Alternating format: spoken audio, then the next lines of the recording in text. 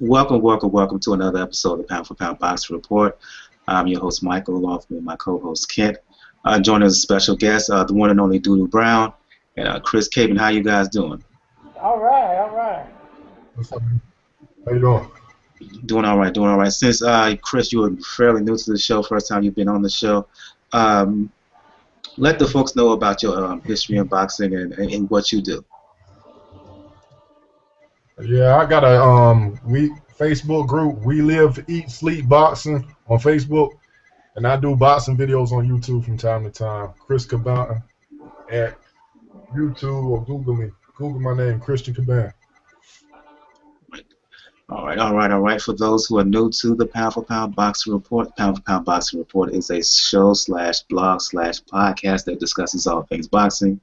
Our motto is, when boxing is good, we will talk about it. When boxing is bad, we will talk about it. The bottom line is, if it concerns boxing, we will talk about it. There are two places where you can find information about the Pound for Pound Boxing Report.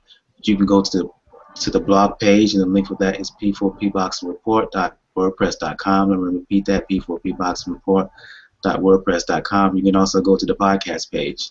The link for that is p4pboxingreport.podomag.com. And repeat that, p4pboxingreport.podomag.com. On the blog page, you can find past episodes of the Pound for Pound Boxing Report podcast, as well as articles written by yours truly. And on the podcast page, you can find the Pound for Pound Boxing Report podcast, all previous episodes on both of those pages as well. You can find information on where to find all things about the Pound for Pound Boxing Report on Facebook, on Google+, on Twitter. And the handle for that is at P4P Boxing Report. And repeat that, at P4P Boxing Report. You can also find information where to find us on YouTube, or to find us on Tumblr, the Pinterest board, the RSS feed, as well as your link to where you can donate your account. And the link for that is donateyouraccount.com. Donateyouraccount.com/P4P Boxing Report. And repeat that, donateyouraccount.com/P4P Boxing Report. Be a friend, be a pal, be a buddy, and donate your Twitter account. And what happens is, any tweet that comes from the Pound for Pound Boxing Report Twitter page, if you donate your account, your tweet will have the ability to tweet any tweet that comes from the Pound for Pound Boxing Report Twitter page. So again, be a friend, be a pal, be a buddy. Donate your Twitter account. And coming soon, I want to send out this message before we begin tonight's show. I'm trying to do an all-female episode of Pound for Pound Boxing Report where you can have, and the plan is to have all women. Ladies, they love boxing too. Doodoo Brown can attest to that. Ladies love boxing too, and the plan is to have an all-female episode where just have a bunch of ladies here talking the sport. And if you want to, if you're listening to the show tonight live or in a tape delay, if you're a female who loves the sweet science, just reach out to me at my personal Twitter account at MICWILJRSC. Or you can reach out to me to any of the various Pound for Pound Boxing Report sites on Google+, on Facebook, on Tumblr, Pinterest, and whatnot. Or you can reach the Pound for Pound Boxing Report Twitter page at P4P Boxing Report. Let's get the show started tonight, guys, by doing a recap of this past weekend's action, headlined, of course, by the big fight between Canelo Alvarez and Erislandy Lara that took place in Las Vegas pay-per-view, Showtime pay-per-view. Alvarez scoring a split decision win, 115-113 on one card in favor of Alvarez, 115-113 in favor of Lara. The third card had it 117-111 in favor of Alvarez. I'll go to you, since you're the guest tonight, Chris. We talked about this fight live on, matter of fact, I believe it was on your page. I'll give you an opportunity now to talk about the fight on my show. Your impressions of the fight and your impressions of the scorecard, because as we discussed last week on your thing, that we was cool with the fight going either way, very close, but the third card, 117-111, that threw us off for a bit. Yeah, that definitely threw me off. I was like, I don't even know how he got there, because I think we scored around the 12th round for Lara, and he gave Canelo the 12th round too. He gave, like, how do anybody have Canelo winning 9 rounds, first of all, of the whole fight? 9 rounds. Yeah, absolutely. And Um, what we were discussing is that I posted the official scorecard on the Pound for Pound Boxing Report Facebook and Google Plus pages. I mean, the way the judge who had Canelo winning 117 and 111, he basically had Lara winning, I think, two of the first four rounds, I believe it was, or three of the first four rounds, and then he had Canelo winning basically a shutout from, I believe it was round four on.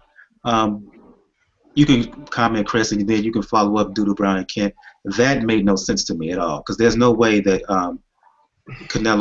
you could say that Canelo Alvarez won, but you cannot say he basically shut Erislandy Lara out from round four on.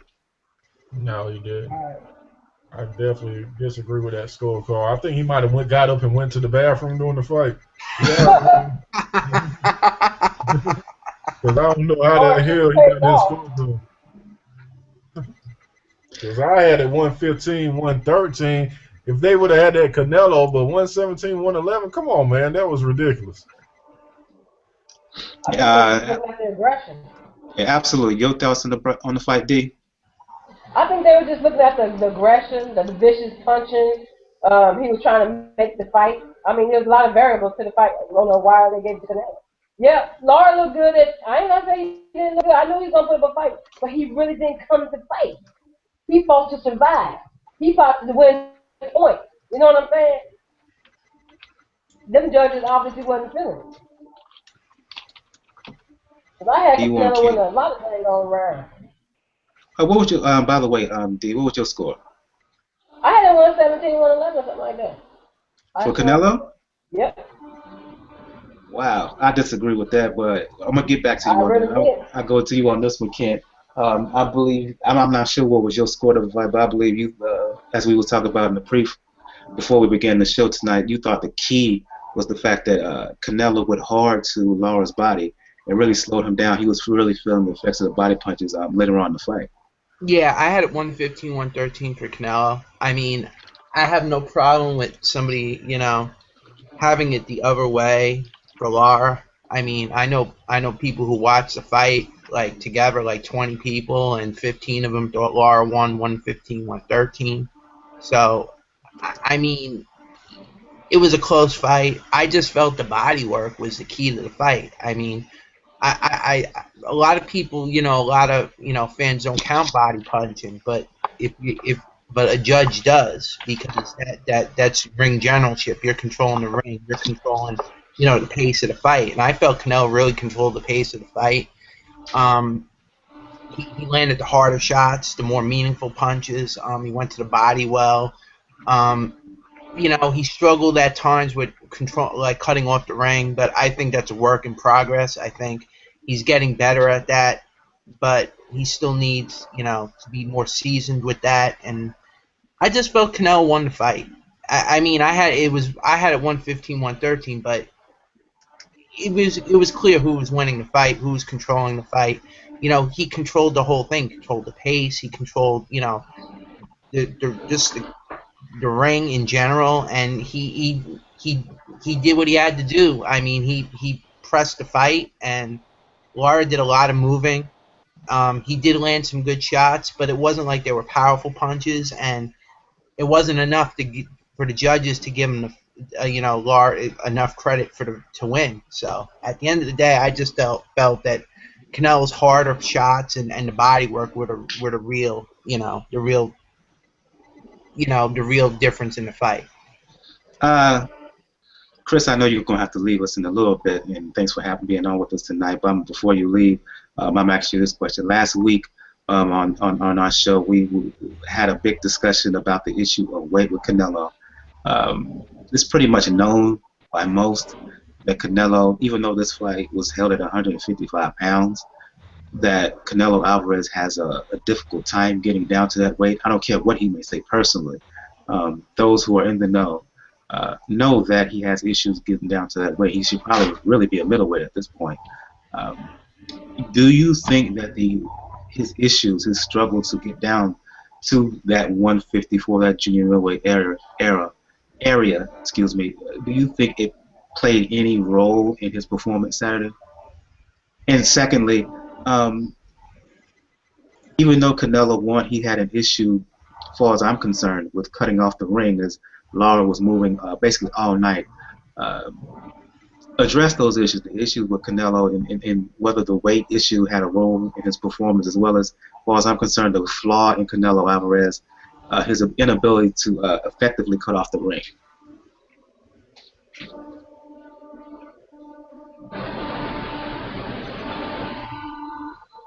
Are you there, Chris? I definitely think he definitely has a weight issue. I do think he need to be. Can you hear me? Yeah, go ahead. Yeah, can you hear me? Can You're a little bit of a delay, but go ahead. Can you hear me? Yeah. I said, okay. I think he definitely is having a weight problem. He should be a middleweight. He should be a middleweight. This the second fight. He came over 170 pounds after rehydration. He did that when Angulo. He was close to 180 when he fought with Angulo, and he was one. How much was he last Saturday? 172. 171. Yeah, he's been rehydrating to the light heavyweight limit, so I think he needs to move up soon. Yeah, I think that the issue he didn't show stamina issues like he did in other fights, but I definitely think the stamina issues is because he need to go up in weight. I think he definitely do. He's too wide. Weight on fight night, he looked like his skin is drawn. He looked like he take a lot out of himself to make the weight. So go up to 160, fight Peter Quillen or somebody like that.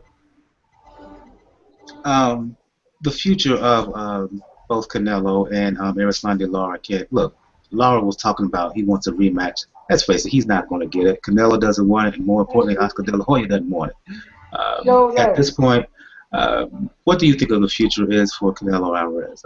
Do you think he may foolishly stay at the weight, or do you think he may do what Chris and I think is that, and that is move up to 160 pounds? I think he's going to move up to 160. You know, Lara can say whatever he wants. He lost the fight. Okay, he lost the fight, and at the end of the day, he can say whatever he wants. Listen, Oscar De La Hoya didn't want that fight. The only reason that fight was made because Canelo wanted to shut the guy up. And at the end of the day, that's what he did. He shut him up. But Lara can say whatever he wants. You know, at the end of the day, he lost the fight, and he's really not, he's not a financial, stronghold where he can demand type of rematches. It just ain't gonna happen. So at this point, I don't know where Lara goes from here. I still think he'll be around and in the picture because he has Al Haymon as his quote unquote advisor. But as far as I'm concerned, Canelo's gonna move up to probably 160.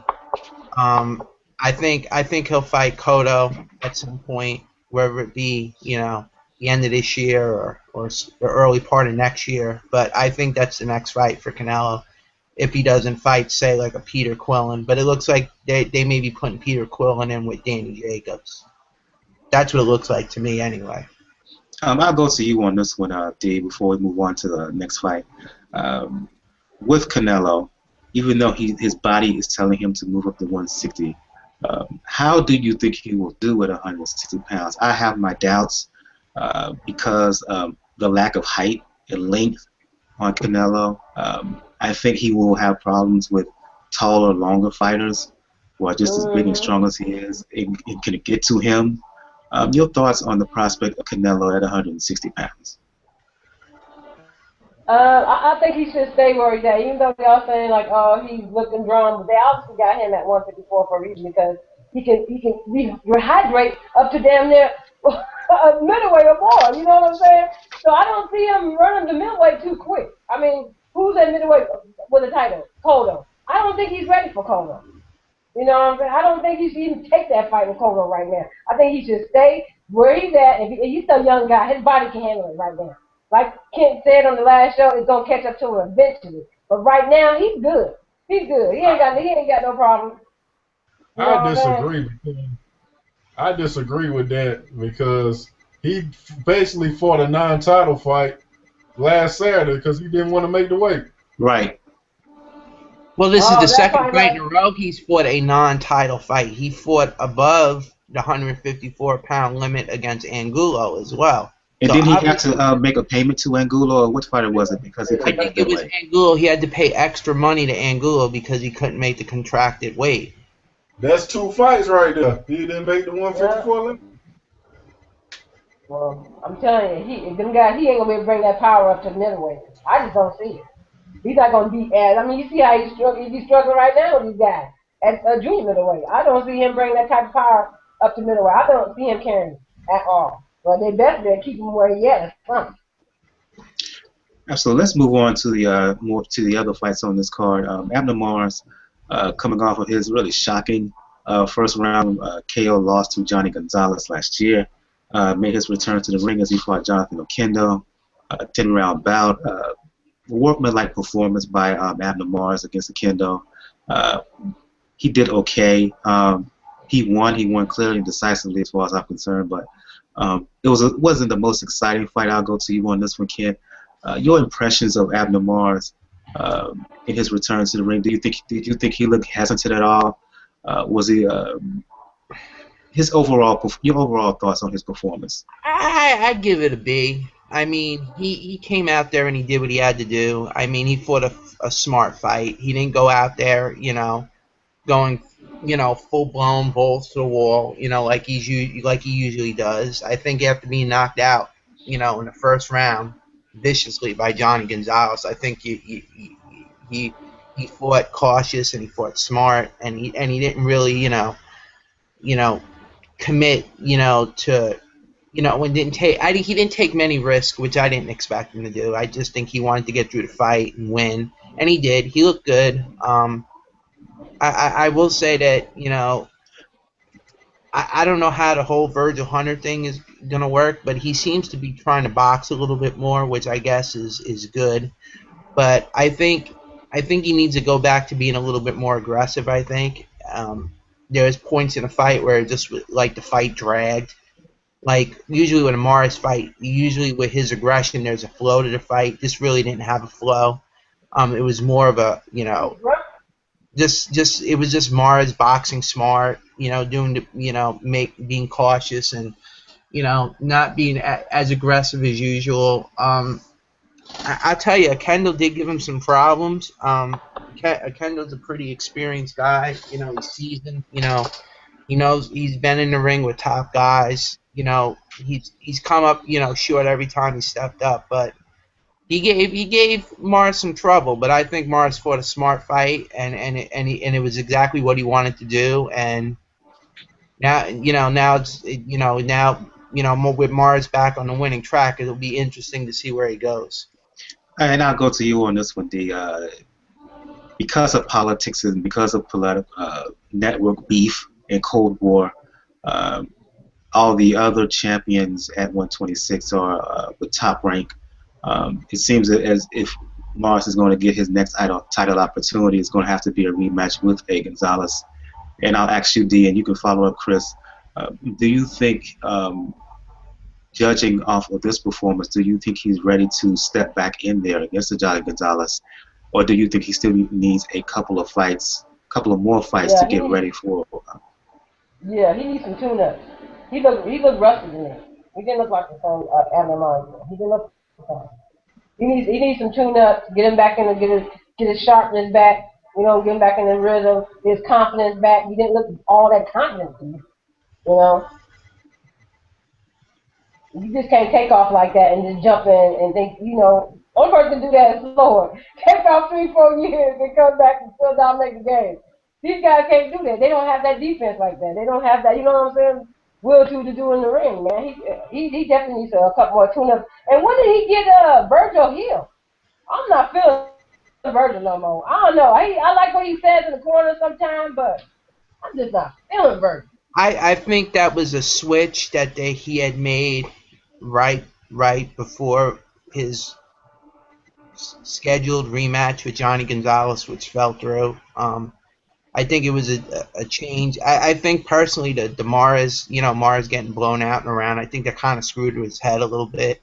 And I think he wanted to, add some stuff to his game. Yeah, knocked out real bad. Yeah, I think Virgil Hunter works for some guys, but for a guy like Mares, I mean, he made him a boxer, you know, and I he think changed his own. Mars is at his best when he's attacking, when he's just going forward and attacking. I didn't really enjoy this performance. I mean, he did what he had to do to win. I It didn't. wasn't exciting. The fight kind of dragged, and he did what he had to do to win. Right, I But thought he was losing that first. To tell you the truth, I thought he was really. I said, look at what's going on. I said, oh, I'm not. When I saw Virgil Hill, I was like, oh, I'm not feeling this combination. I ain't feeling it. I'm just saying. no, I just think that Oquendo didn't do enough. I mean, he made it a competitive fight.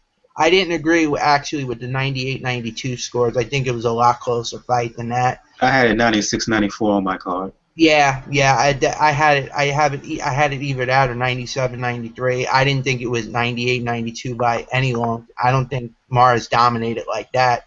He won the fight, but at the end of the day, I think Virgil Hunter is the type of guy that only works with certain fighters. I don't think Mars, Mars' style is suited for Virgil Hunter.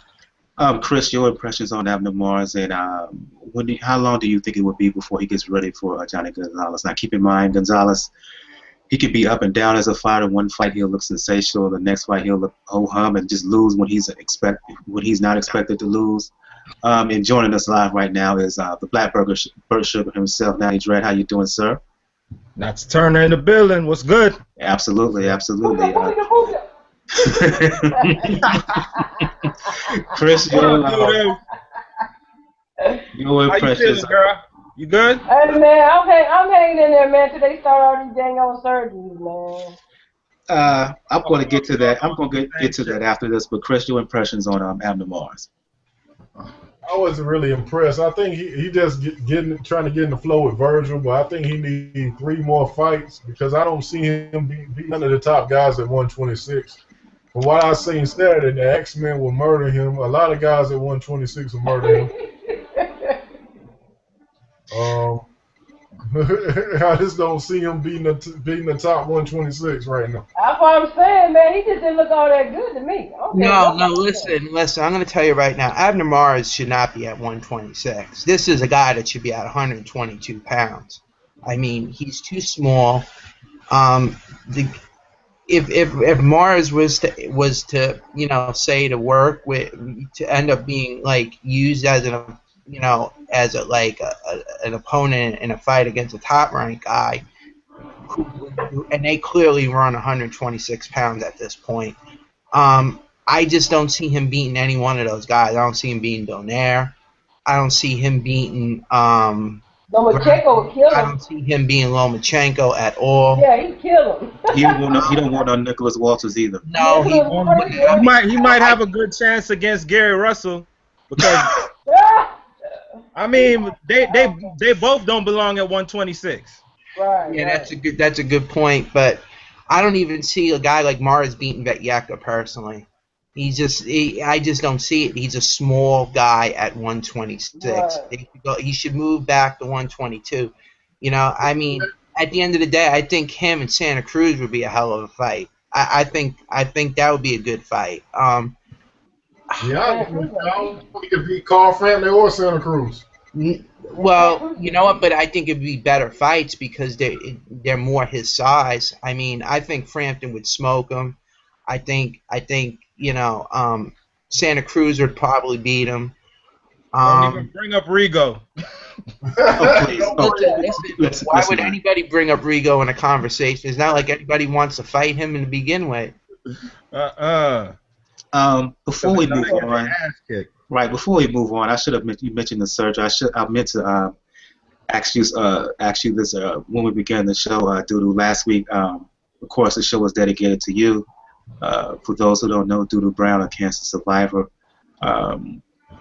found out last week that she, on a regular checkup, that the cancer has returned in a different part of her body. Update the people and the fans and those who follow the Pound for Pound Boxing Report and who follow you and everybody here generally. Give us an update on what's going on. Well, actually, I just had my biopsy last week and came back confirmed that I have uterus cancer. It's in the early stages because he says it's not aggressive. They don't see nothing, but when the test came back, they saw cancer cells. But I should be going to have the rest of my hysterectomy taken out. I had the ovaries taken out, so I'm going to get the breast taken out. I ain't going to have nothing in there.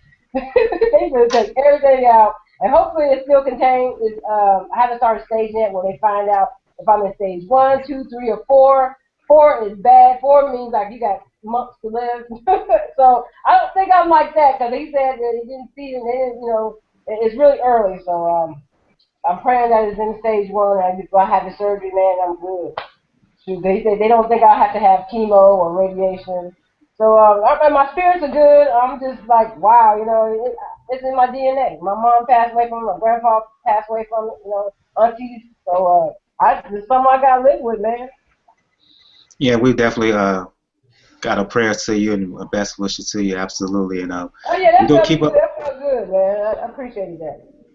Oh, no problem at all. I know that was a bit of a downer, but I want to give the folks the update on your condition right now, and keep your spirits up and keep fighting, girl. Yeah, for sure. I'm a fighter. I ain't going nowhere. It's not my time. It's not my time. I'm too honored. You're an aspiring comedian. We still need you around. Yeah, Exactly. man. You know what I'm saying? It's not my time. Hey, Comic View is back. What's up? What you said? Comic View is back. What's up? I Yeah. know, right? I'm Better send your tape in. Okay.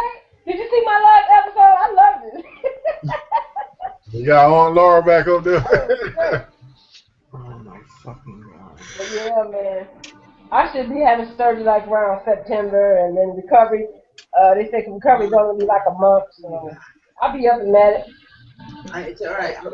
Absolutely. Let's move back on to boxing matters. I want to talk about no problem. I want to talk about Mauricio Herrera, but I want to skip that right now and talk about Tomoki Kameda, WBO bantamweight champion out of Japan. He fought on the same card, but his fight was aired on Showtime.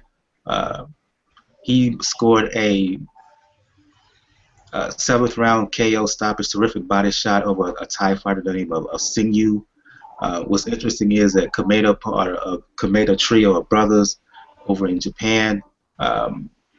This fight was here in the United States. He has subsequently signed a deal with Haymon, so it looks like he's going to be invading U.S. part because he wants to MP card. And he's a future opponent for Santa Cruz, so don't get that twisted. He's not here to win. You already know he ain't here to win. They're using him as an opponent. Yeah, and I want to. I don't know if any of you guys can chime in on the fight. Whoever wants to go in first.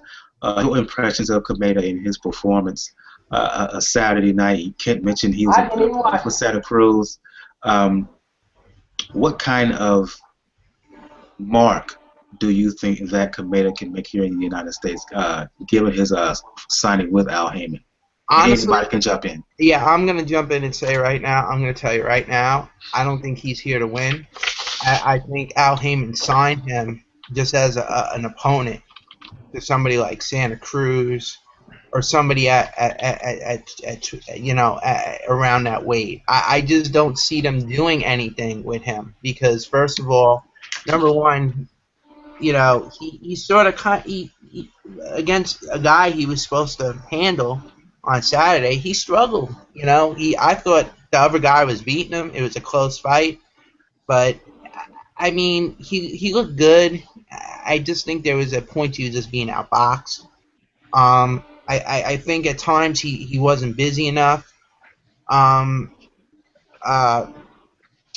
He basically, he did what he had to do. He landed a great body shot to stop the Thai fighter Singyu, but Singyu was a tough customer. He came to fight. He does have, Singyu has skill. He boxed pretty well. He showed he showed decent movement. He just gave Kameda a lot of trouble. I mean, and Kameda at times just looked lost in there. And I think that, for what it's worth, Kameda can fight. But I think he's a guy that has that that thing like that cockiness of the Kameda brothers. All the Kameda brothers have this cockiness where they don't do enough in close rounds to win. And I think that was one of the things that showed up, that he just doesn't do enough in close rounds to take them. other than that, I mean, he got the stoppage, he got the win, that was great, but I don't think he's here. You know, I don't think Haymon signed him to be one of the guys they built. I think Haymon signed him as an opponent to build somebody. To be honest with you, I really haven't seen much of this Kameda guy. I didn't expect much either. I was kind of pleasantly surprised from what I saw. It was a good competitive fight with the Thai opponent there. The Thai opponent seemed to have him in trouble at times, but it looked like he adjusted, man. And the knockout punch was devastating, man. It was crippling, and he was going to the body from early on, and so I guess it paid dividends later. You know what I'm saying? So I believe Al Haymon is bringing him in as an opponent, possibly, but that doesn't always work out. You know what I mean? You never know, right. man. Exactly. Because you know what, they could be using him as an opponent, but then what if he goes and he beats, like say he moves up, they make him move up to fight Santa Cruz, and he beats Santa Cruz, then he ain't an opponent anymore. They have to do something with him. But on the surface, it looks like they signed him as an opponent. They didn't sign to build him as a you know what I'm saying, as an attraction, because he has no fan. He really has no fan base here. Nobody really knows who he is. Because I really didn't know. He was in Japan. Yeah, well, he's known in Japan, but in the U.S., no. Well, actually, he's more known in Japan and Mexico. Nobody knows him here. Like that was his first exposure, you know, to the U.S. public, and I mean, he had a good performance, but it wasn't like a spectacular performance either. I mean, he got a great stoppage. He got the body shot, stopped him, but he struggled during the fight. Yeah, he definitely showed vulnerability. Yeah. Yeah, Chris had this tip out. He had a previous appointment. I want to thank him again for joining us this week. Hope we will definitely have him on in the future. I want to keep this conversation about Tomoki Kameda going. Listen, I talked about him signing the deal with Al Haymon. A large part of it, I feel, has to do with the fact that if you know anything about the Kameda brothers, as popular as they are in Japan, they're also quite controversial. As a matter of fact, neither of the Kameda brothers, I believe, are allowed to fight in their home country in Japan right now. I believe Tomoki can. He can. I know that for a fact. He can fight because that was where his last fight was in Japan. Okay. So he was allowed to fight there because most of his fights have been in Mexico. He's kind of kept his even though he's close with his family, he's kind of kept, as far as the boxing business end, he's kind of kept his distance. Yeah, but the fact remains still, they're quite controversial. I know you talk about the Cold War between the networks here. Well, there's kind of a Cold War between the Kameda brothers, which is rooted with the Kameda brothers' father and the Japanese Boxing Commission. They've had beef going back. Yeah, I heard. Going back a long time ago, and I think there's a suspension by the Japanese Boxing Commission on the Kameda brothers, their father, in their gym. I believe that's being closed or being looked at, investigated.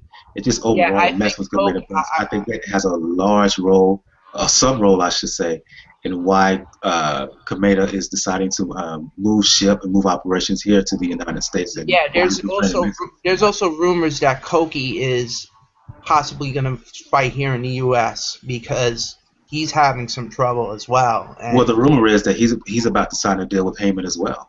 Yeah, that's what I heard, but nothing set in stone. I mean, but that's what I've understood. What weight class are the other brothers in? Koki is a bantamweight, and Tomoki, and the other brother, he was a junior bantamweight, but he's recently moved up to 118 as well. Yeah, well, Daiki's still deciding his future. There's rumors that he may retire, but right now he's still deciding what he wants to do. But but Koki's not. It doesn't look like he's going to be fighting in Japan again anytime soon. Your thoughts on this one, on this D and now he's read about the issue with the I'm Kameda learning. brothers. I don't know nothing about these guys. I ain't gonna lie to them. I just got put on last week. You guys were dropping it on me last week about the Kameda brothers, so I had to see what he got, man. Right, I ain't never seen them fight, so I can't come in. Yeah, but I find funny they want to bring the Kameda brothers over, but I mean Tomoki per se, but he's not even the best bantamweight in Japan, which I find really. No, the best bantamweight in Japan, the best bantamweight in the world is Yamanaka, the WBC champ, who I think is one of the top 10 pound for pound fighters in the world. But notice they don't sign him now. Like it's like I find it convenient that like Tomoki is in the talk to fight all these, you know, guys like Moreno and Yamanaka, and I know he ain't gonna fight Yamanaka. I'm trying to find a link on him now. Yeah. Just look him up on YouTube. Shinsuke, SHINSUKE. And Moreno and whoever else is there, and it doesn't seem like those fights are gonna happen now. Right, but if you get a chance to check out Shinsuke, is Moreno a Haymon fighter? No, Moreno. Moreno's actually a free agent. Well, as far as American boxing concerned, he's a free agent. He actually has a fight coming up on an Iron Mike show. They're gonna have him fight. What's his name? One of Iron Mike's fighters, Payano, Juan Carlos Payano or something for Moreno's belt. So. But up in that, man, Moreno's a beast, man. You gotta show me something. Yeah, he is. He is a beast. He's been fighting in Panama lately because he had a falling out with Golden Boy, and Golden Boy let him go. So I don't think he'll be back with anybody associated with Golden Boy. So. Well, I never thought he should have fought Abner Mares at that higher weight class in the first place.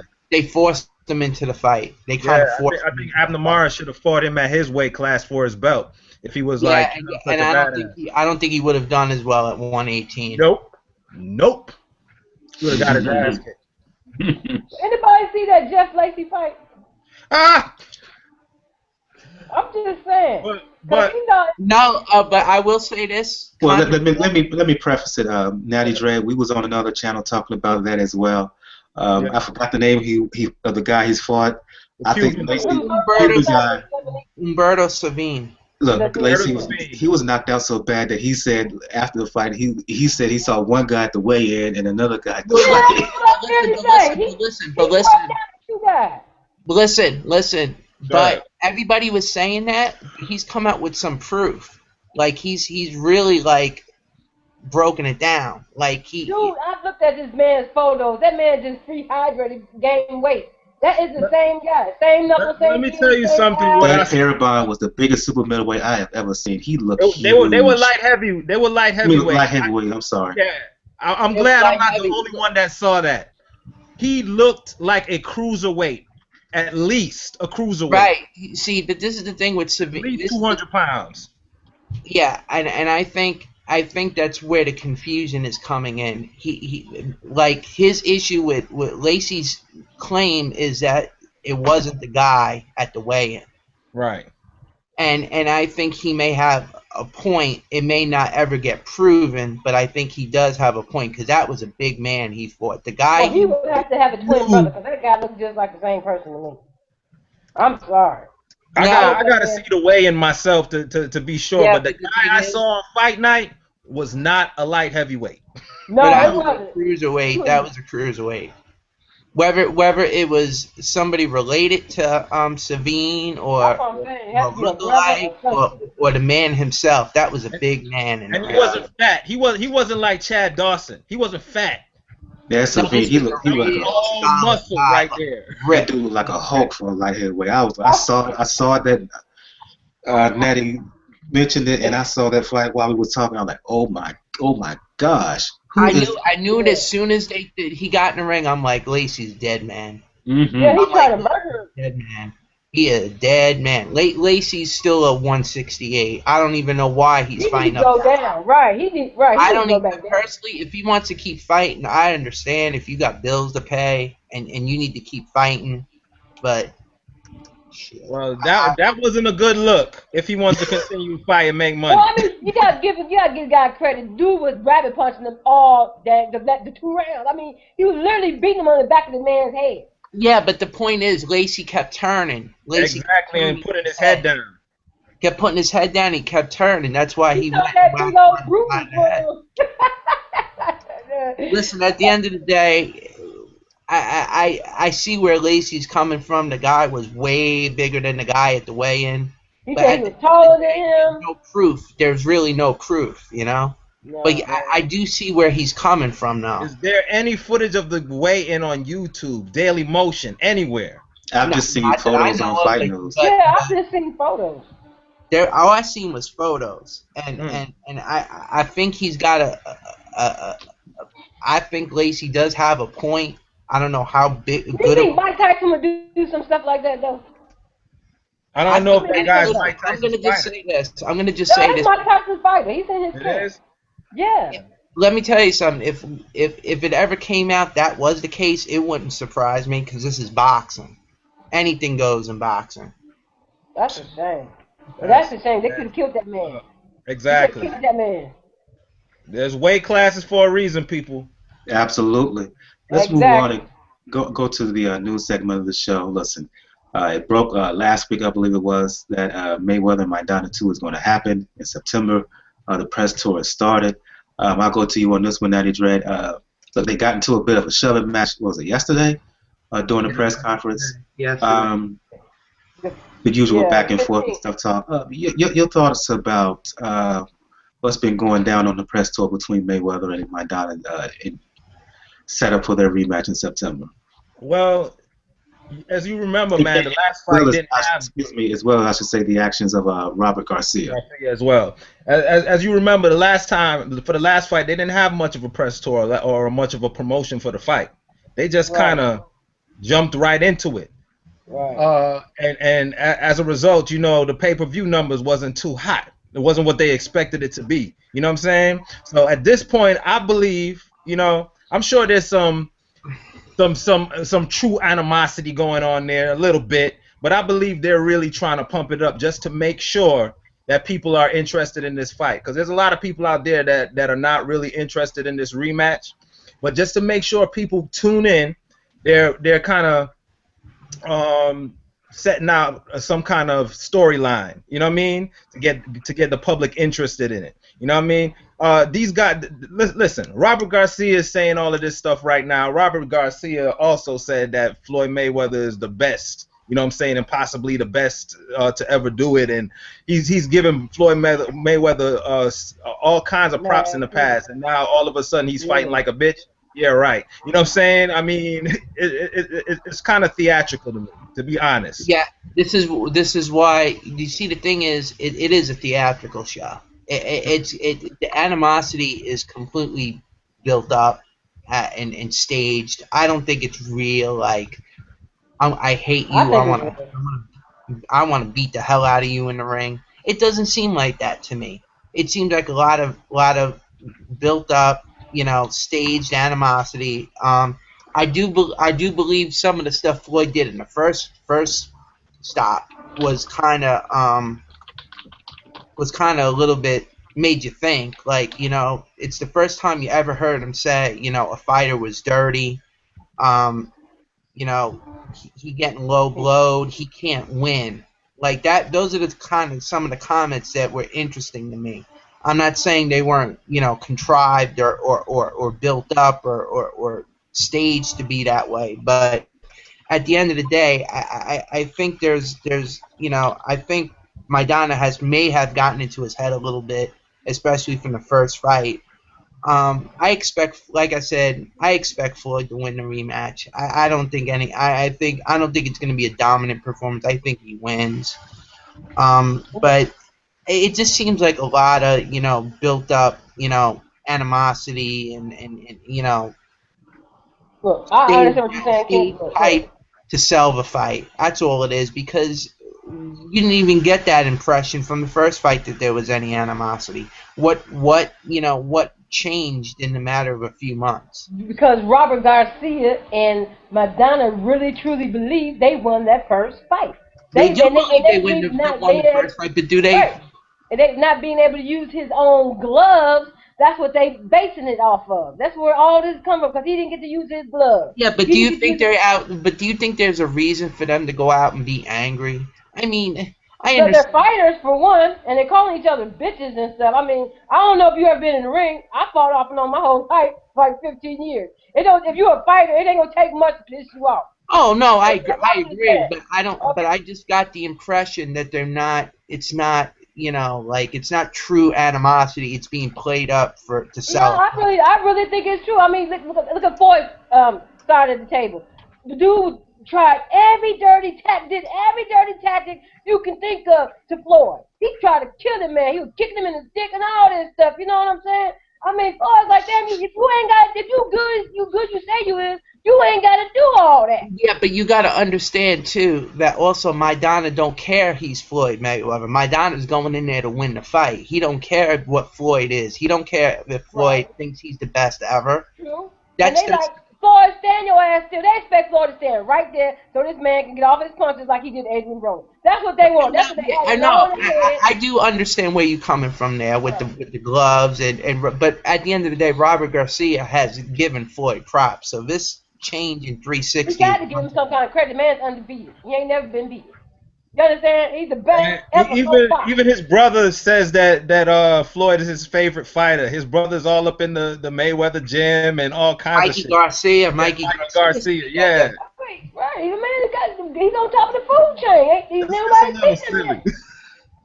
Listen, at the end of the day, it'll always be debated, whether Floyd's the I best just hope we let ever. him But wear the at the damn end of the day, gloves so they can shut up. everybody at the end of the day in the sport respects him. That's no matter what you do in the sport, even this show here. You know what I'm saying? Everybody respects him. Even when he shoved Floyd, you thought that was fake. That was real. That was real emotion. Floyd calling him, man, bitch is this, bitch that, you ain't a bum, you ain't this. Eventually, after you went to 3 or 4 I think to a degree, mad. once you start getting emotional into it, that's when it starts coming out a little bit. Floyd getting affected. No, Maidana's been affected. Floyd is in this motherfucker, man. I'm telling you. No, but you got to understand that Floyd was the one that started the ball by saying that he's being fouled. He can't win in this situation. Just a lot of complaining that he don't even. And he's been doing this throughout this promotional tour. And that's the this first fight is time going to be a I've clean ever fight now. heard. Listen, that stuff. And the reality is, that's the first time I ever heard Floyd complain about stuff like that. Usually he The lets dude that was stuff mad go. dirty. Everything he did was dirty. Everything. Yes, that's true. But Maidana's in there to win a fight. And you have to say this. You have to say this. The Maidana, he does this in every fight. So why would Floyd expect anything different now? I mean, Maidana's a dirty fighter. You could say he's a dirty fighter, but I've never really seen him bite anybody. You got a point there. Bite anybody. You got a point. Yeah. I've never seen him everything Maidana does in a fight. You know what I'm saying? He's been rough, but there was some extra tactics brought out for this particular fight. You're right about that. Yeah, but you know what? Listen, Maidana. At the end of the day, he's a rough guy. Okay. Yeah, he's rough. I ain't gonna. I ain't got no problem with that. But Floyd been in this game a long time. He needs to understand that this is boxing. Okay. Not everything is gonna be squeaky clean by the rules. He was in a rough fight with Ricky Hatton. Ricky Hatton was doing some Roman Greco wrestling on the inside. No, the thing is, the point is, Floyd does his dirty tactics. I mean, he does the elbow. Yeah. He don't try to hit him in the elbow in his face like an MMA fighter. He pushes him out. This is the thing with that. I've heard referees asked about Floyd's forearm. Yeah, what Joe Cortez says, you know what I'm saying? You could take his opinion with a grain of salt. What Joe Cortez says about Floyd's forearm is he's not allowed to use it as an offensive weapon. Right. You know what I'm saying? Like, he can't forearm you and hit you in the face with his sword. I think personally, Maidana in the first fight, I think there was a lot of things he did because he was trying to show Floyd, you can't do this to me and get away with it. I'm defending myself. I'm not letting you bully me. You know what I'm saying? I don't think it was a point of being like dirty to try to be, like to break to go over the top and blatantly break the rules. I think he was just showing him that you're not going to intimidate me. Okay, point proven. Just don't knee me or bite me in this fight. Ain't nobody afraid of Floyd. They know everybody. Floyd ain't got no punch. He ain't no knockout artist. When's the last time No, he but, knocked but the somebody point, out? but the point is, there's stuff that Floyd does in the ring that he gets away with, and I think Maidana was showing him. His elbow, that's the only thing he does. He pushes off with his elbow, He really. pushes I off mean, with his honestly. forearm, but Yeah, right. he doesn't use the forearm as a As blow. a weapon. Right, it's not a weapon. saying? Right? No, I agree. I just think that I think Maidana just wanted to. Madonna was hitting him in the back of the head. hitting And him in he the got stomach, points taken off of that dropping forearm him. in the first Castillo fight, if You y'all tried to remember. break his Right. arm. He was hitting him in his hip. That motherfucker did everything. Well, guess And what? I've been watching Sometimes for you gotta 20-something years. listen. In boxing, sometimes you know what? Fighters listen. At the end of the day, if the fighter's able to get away with all that stuff, he's gonna do Tony it. didn't say nothing. That was making me crazy. Why he did not? Look, Why he didn't take okay, a point how away about from this? guy? But if you're complaining about that, look at what Robert Guerrero did against Andre Berto. That should have been penalized. Oh too. man, I was talking shit Yeah. about that. Hell yeah, that was grimy. But the ref didn't. The ref stood there and watched it happen too at certain points. Right, but you could see Especially Berto, during the knockdown. Berto getting frustrated. He knew the guy was breaking the rules and no one was helping him. Like Berto is not Michael he Jordan. held the back of Berto's head Floyd in front of the ref and uppercutted him. Like, look, ref, look what I'm doing. Right, look at that And at he it. still didn't do anything. But the point is, at the end of the day, if a ref allows it to happen, it's gonna happen. Yeah, I understand. But I think he was just making a point about it at the conference. Oh, Like, yeah, you a dirty dude. I think personally the ref should have did more in the fight, but Tony Weeks didn't do nothing. And he been And doing this that. you know what happened? You know what happened? I think Tony just decided. He just said, you know what? I gotta let these guys Just let fight. them fight. Just Yeah, okay. Let them fight. Just let him kill Floyd Mayweather Jr. Right. Come on. All right. On that note, we could talk about this all night long, and we will certainly talk about it more as the fight comes on. Let's talk about some other boxing news. News broke last night, I believe it was, that is signed, sealed, and delivered. Manny Pacquiao's next fight will be against Chris Algieri. And Rayfield. Right, in November. November 23rd. I could be wrong on the exact date, but the point is that the fight is going to happen. I'll go to you on this one, D. Look, the fight is being made. There are certain reasons why this fight being made. That doesn't mean I have to like it. Look, I know Algieri. I personally had him beating Ruslan Provodnikov. I know a lot of people disagree with me. I was impressed with his heart. But I'm not a fan of this fight. I think this has a potential to be boring. Your impressions of this fight coming up between Manny Pacquiao and Chris Algieri in November? I think it's a bad move. It makes him look bad. Like it makes him look like he done lost the step. You know what I'm saying? Because who is Chris Algieri? I'm telling you, he did not beat Ruslan. He just looked like he was just surviving. Yeah, he was hitting him. He was pot shotting him and running. He was pot shotting him and running. I hate fighters like that. Damn, you gonna box, man. Stand in the pocket, do what you do side to side, Yeah, turn him and turn him and turn him. I thought he did enough to win. I think he did stand in the pocket and did draw, He counter. almost lost the eyeball. His eyeball was hanging out his face. It grossed me out. I almost threw up. But that damage was done in the first 2 rounds. First round. That's it. Right. And then he dropped him, right? First round. That's it. Let me tell you. Yeah, go ahead, Natty. So what do you think he's gonna do with Pacquiao? He gonna do the same thing? I don't know, but let me tell you before I continue with this, I want to say shout out to Chris Algieri.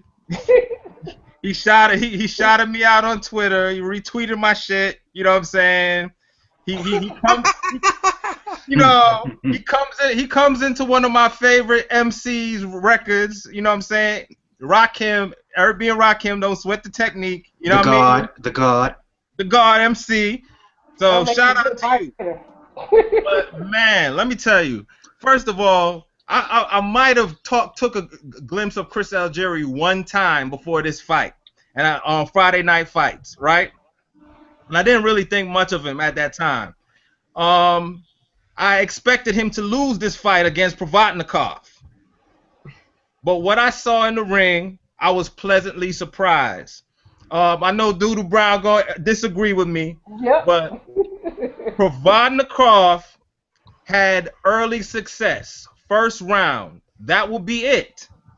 And I've said this before. He spent the entire rest of the fight trying to Following reproduce Algieri that, around the ring. success to How no do you fight avail. a person that To is no got track avail. shoes on? That's what I just tell me. How do you fight a person that got track shoes on? That's just Hey, not trying to fight you. They just want to punch man, out and I'm run. gonna keep on singing this mantra. Learn to cut off the ring. Thank Well, you. Cut if they off going the so ring. fast, you can't cut off ring. They move that damn Cut fast. off the ring. That nigga running Anticipate like the movement. like, You know what I'm saying? Be there before him. So you could catch him with your left hook like you did in the first round. After that, he was following him around the ring. Chris Algieri's a good fighter. He's a good boxer, but he has no power. You know what I mean? He ain't gonna keep that belt long, man. And I'm telling you, if anybody else, say Floyd Mayweather, would take a fight like this, Hell no. he would be crucified. Right. Okay? So Straight I up gonna and take that down. fight. So I just don't see. I know they were trying to make the Provodnikov fight before, and But now it ain't gonna happen because Provodnikov lost. Provodnikov's lost. They were trying to make it before, but they kind of was back and forth with that. They didn't want to take it. Provodnikov is my friend. We have the same trainer and all of that good stuff, right? If the money was right, they would fight each other. I would love to believe that, but this is what was being said. I didn't make it up. You know what I'm saying? No, I know. I'm just saying. I didn't make it up. This is just what was being said. But now that Chris Algieri has the title, it's an easier fight to make. You know what I mean? It will give Manny Pacquiao another strap, another piece of hardware to go on his legacy. I won 15 titles now. I don't know how many titles he has now. But I just think this is easy pickings. This is the definition of a cherry pick. We want to talk about cherry picking. You know what I mean? As much as I like Chris Algieri, as much as I think he did an excellent job against Provodnikov, for a fighter of Manny Pacquiao's caliber, this is not the guy he should be fighting. Yeah, it makes it look right. Okay. And this is what I'm gonna do. I'm gonna defend, Manny in this situation because there's no Provodnikov to fight. You already done Bradley, been there, done that. Marquez is running away from you. Marquez don't want to fight you. He says he's done with that. He's over. He wants Can you blame him? He left off on knockout. He don't want to go back. No. But go back there after you laid him lying flat like that? Right. Leave him there. Yeah, and then you have, Pacquiao already finished with Rios. Mm-hmm. Alvarado Rios is not a welterweight. No, that's the point. Alvarado is another guy that he can't, you know what I'm saying? So who does he have left to fight at this point that's a winner at this point? Can I say Porter, Kell Brook. But they're all with Showtime. Porter and Kell Brook are hooked up with one another. Right. But Keith Thurman he can fight everybody. And Keith Thurman needs a fight, and but the problem with Keith Thurman is he's with Al Haymon, and we know Al Haymon ain't gonna. Keith Thurman and Porter, they're all with Al Haymon. Yeah, there's a problem. So he's stuck fighting. You know what I'm saying? He's stuck fighting. It's a Cold War Algieri. He's stuck, and listen. If you want to say it's a cherry pick, yeah, to a degree it is. But at the end of the day, you know what? If that's the only guy that wants to fight you, you're gonna make the fight regardless. I think they make the fight because of that belt. And by the way, I also believe the Maidana fight is a cherry pick, just to be on record. But I have a video out there about it. I hate that fight, the rematch. You know what? There's I ain't looking forward to these. When you get to this level, when you get to the level of a Pacquiao and Mayweather and that elite level, and there's only two guys at that level, and that's Pacquiao and Mayweather. And most of the time, it's only one. Right. Most of the time, whatever you want, it don't matter. You could pick whoever you want to fight. You're in the driver's seat. You know what I'm saying? It's everybody else at the bottom that are fighting each other because they trying to get to that level. And 99% of the guys who are below the one or two guys, they never get up there. It's just the way the game is rigged. You ain't gonna get there. Yeah, trust me, I make that argument myself all the time. You know what I'm saying? But that doesn't mean I'm gonna love the fight. Oh no. I'm not. Listen, I'm not in love with. Trust me, I'm with you. Listen, I'm not in love with the Floyd Maidana rematch. I'm gonna watch it. I still think it's a good fight. I think Algieri Pacquiao is a good fight. I'm not in love with it, but I accept it. And at the end of the day, it doesn't matter what we think because Top Rank, with that card in Macau, and you already know they're gonna put Zhu Shiming on there. You already know. Probably in a world title opportunity. Of Yeah, course. what they're gonna do, and what they did, and you know they get a billion. They'll get a billion Chinese people to pay $1 to watch that pay-per-view. And guess who's in the money? Bob Arum. No matter what, no matter how much we complain about, no matter how much we complain about that fight, Bob Arum is still in the money with that card because you know it's going to be a pay-per-view. It could do shitty in the U.S. pay-per-view buy-wise. As long as he gets those 1 billion people to pay $1 over in China, it don't matter to him.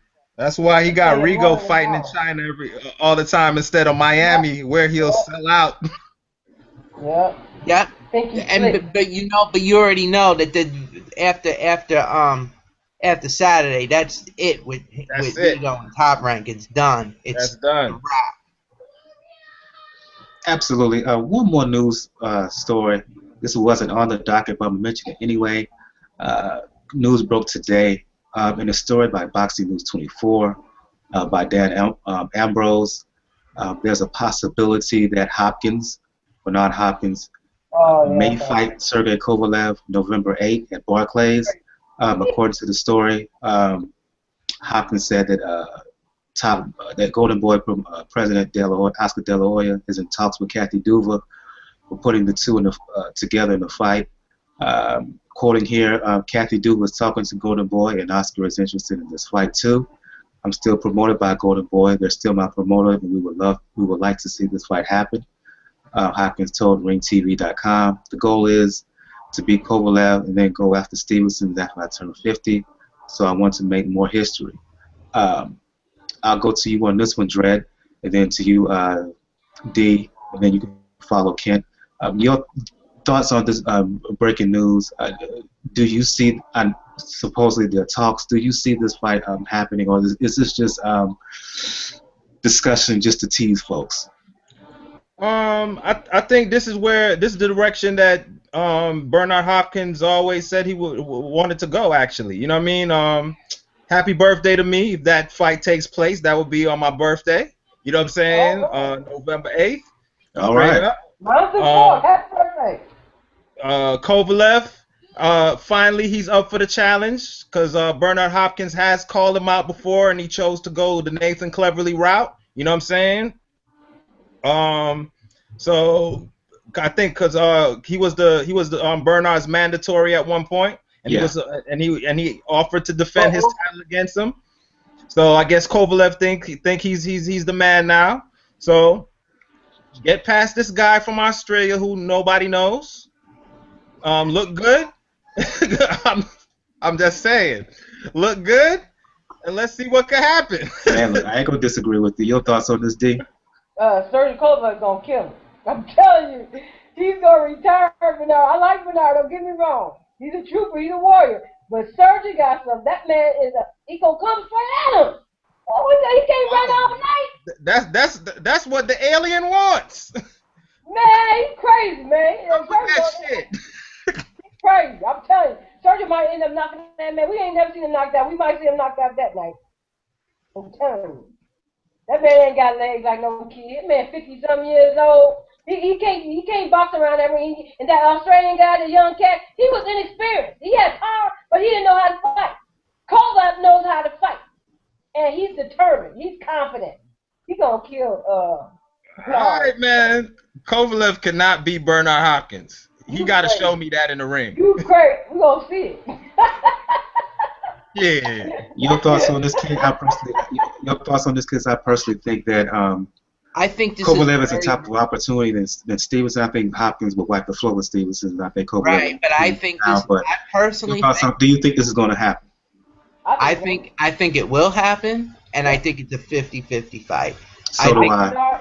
I think if you ask me right now, based on what I've seen of Bernard lately, and Bernard's one of my favorite fighters, and I've wanted to see this fight, you know, and I'll be honest with you, I still, even though I love watching Bernard, I think he's a great fighter. Yeah. You know, and I respect him, but I think this is a 50-50 fight. This is not a give me fight. And I think, to me, Kovalev's got to show me he can win a fight against a guy who's as crafty and as smart as Bernard. Yes. But Tell it, kid. Tell it.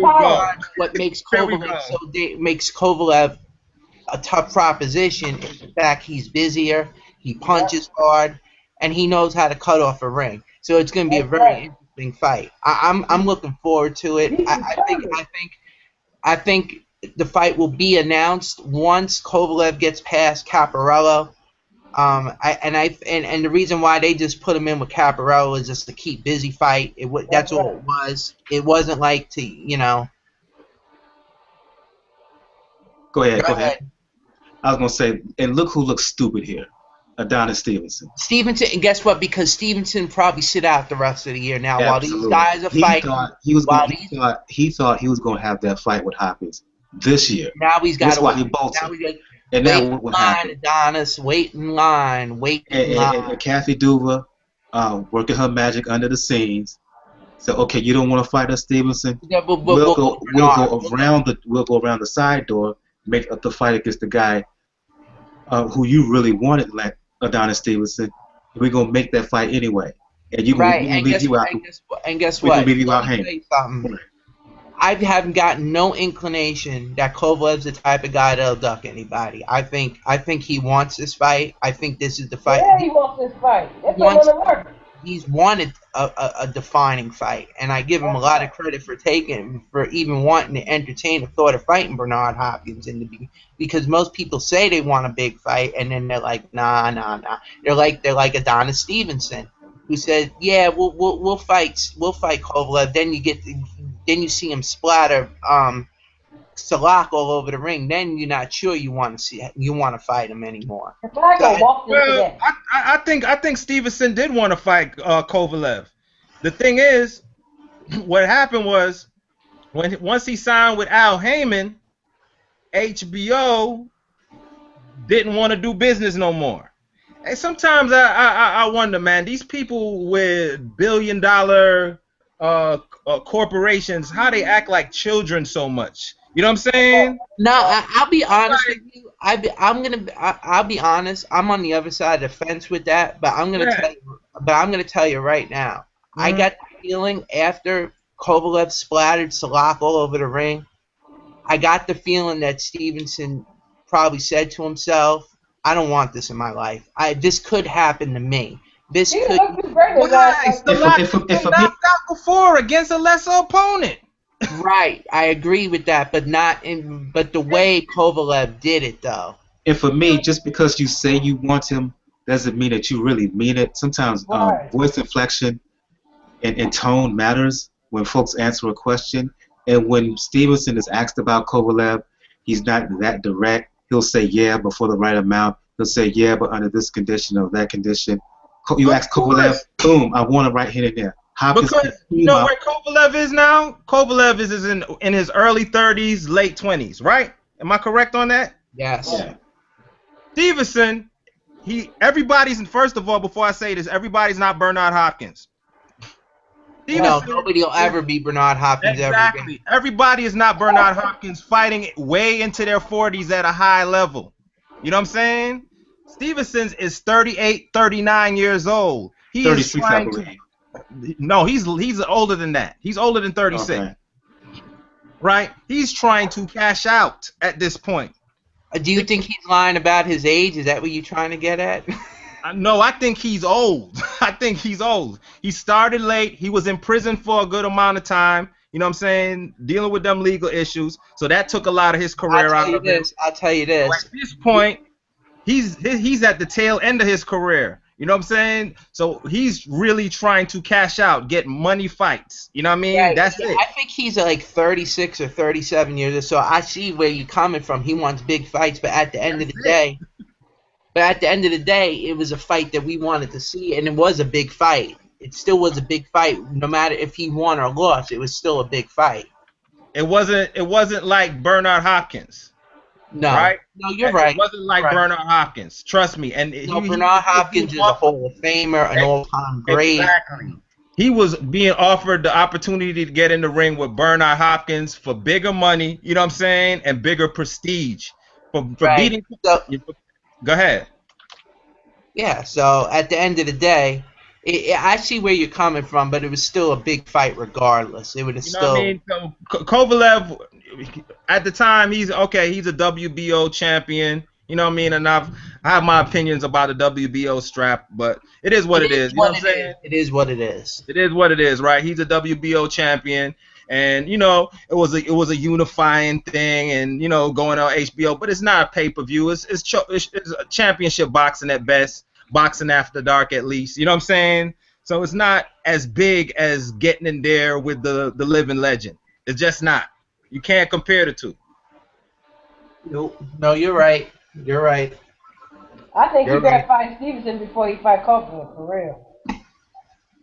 I'm telling you, Copeland's gonna end it all. I'm telling you, he is gonna put him on that Yeah, mat. but the problem, yeah, I see that would be, you know, you say that, but the fact remains, Kovalev has not been in with a fighter like Hopkins. See, that's the thing. The question is, Follow look, nobody like If you want Kovalev, to look, go ahead. Kovalev is strong. He can punch. Yes, He has skill. But the question is the issue of experience. As Kent was saying, how is Kovalev going to deal with someone who has a really good jab? How is Kovalev going to deal with someone who has a real tight defense? What happens to Kovalev if he doesn't land the big punch early?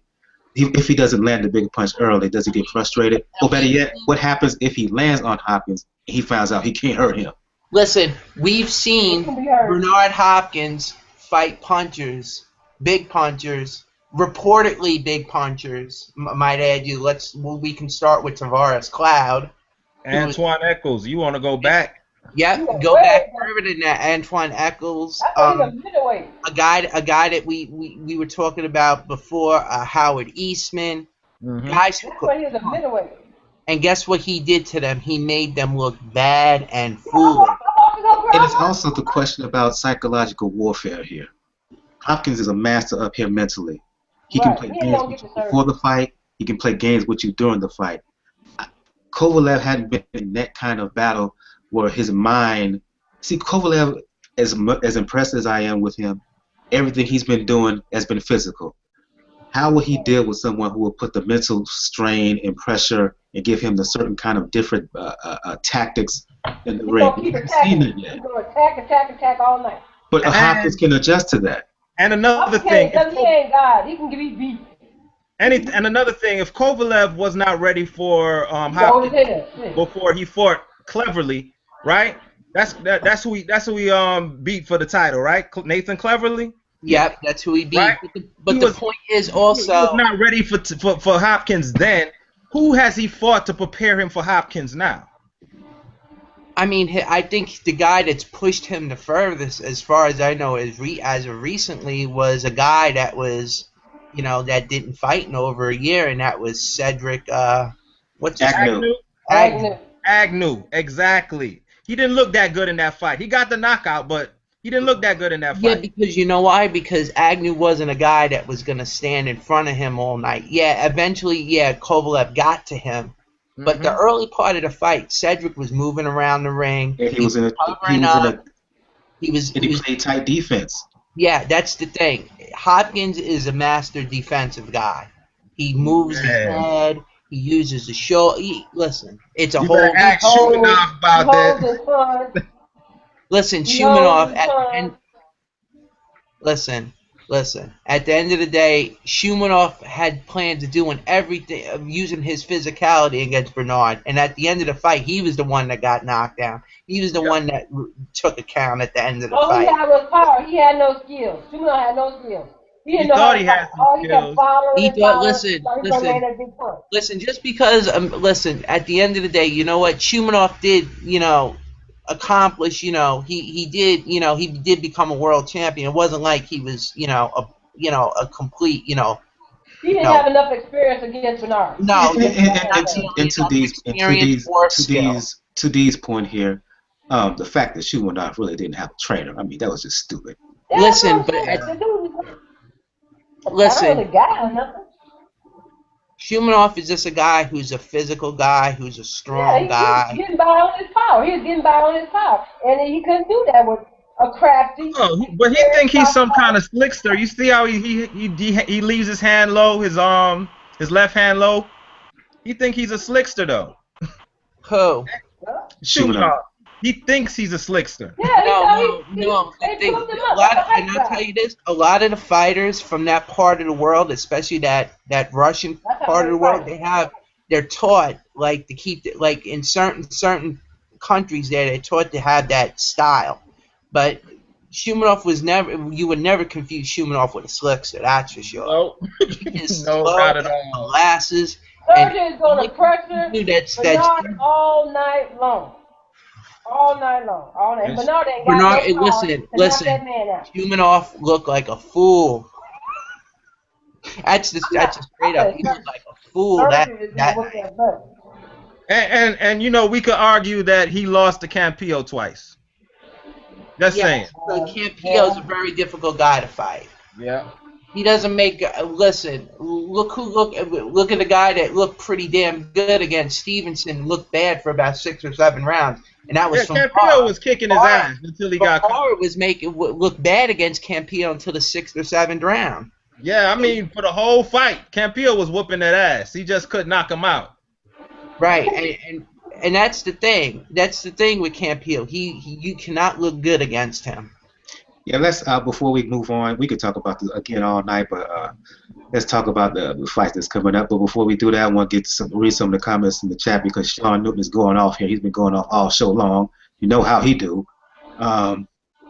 In the prospect of we were talking about.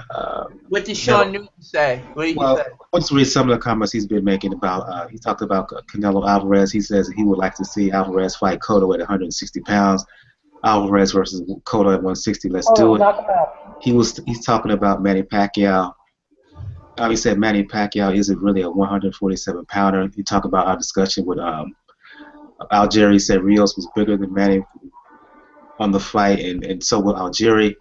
In terms of Kovalev, he says Kovalev is going to stop him late, or Hopkins is going to jump out of the ring. I disagree with that. He also said that. He'll never live down that Robert Allen fight. I can't even. He says that Haymon. You know what? Guess what? They keep shitting on that first Robert Allen fight, but the man beat him twice after that. Yeah. So they all need to be quiet. Yeah, that second fight was total domination, and the third fight. Right. He says in terms of. And remember, Robert Allen was a good fighter. So for him to do that tells you right there. He was saying about the failed attempt to get Stevenson in Kovalev in the ring. He said Haymon threw that fight by saying Stevenson was not getting paid enough. He said Kovalev is much better than Eastman, Eccles, and Hopkins is 15 years older. Okay. He's being very limited guys. Hopkins can't stop non-stop pressure, and that's what Kovalev would do. Agnew was a defensive guy. Okay, so very slow in the feet, man. Kovalev is slow in the feet, non-stop pressure, man. Shit, come on, man. He ain't that slow. Oh my God. He's measuring his opponents up, man. He's measuring them up. He's watching. Listen. I don't think Kovalev is as slow as Shumanov. Yeah.